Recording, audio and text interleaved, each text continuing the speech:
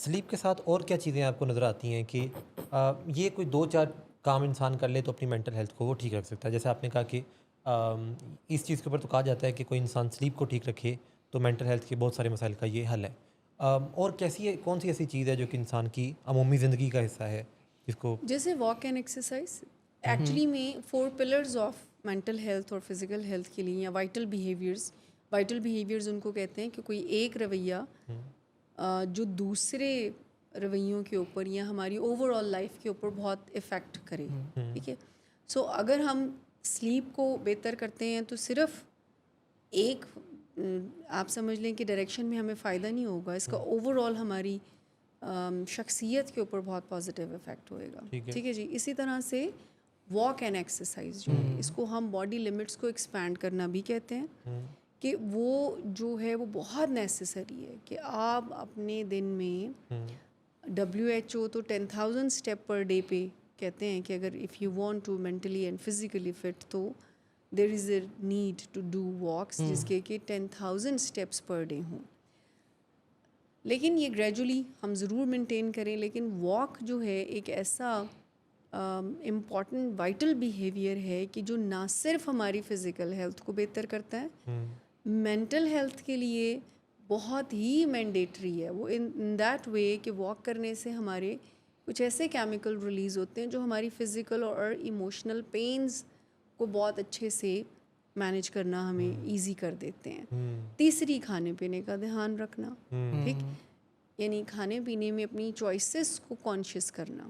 ٹھیک، ایسے کھانے کھانا جو کہ ہمیں فائدہ دیتے ہیں، جن کی ہمیں ضرورت ہوتی ہے.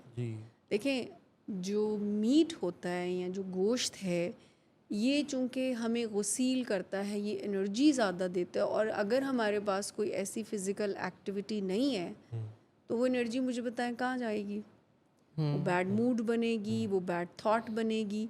تو کھانے پینے میں احتیاطیں اور بیلنس رکھنا بھی ہماری زندگی میں آپ سمجھ لیں کہ میجر پلر کے طور پر پلے کر رہا ہوتا ہے رول.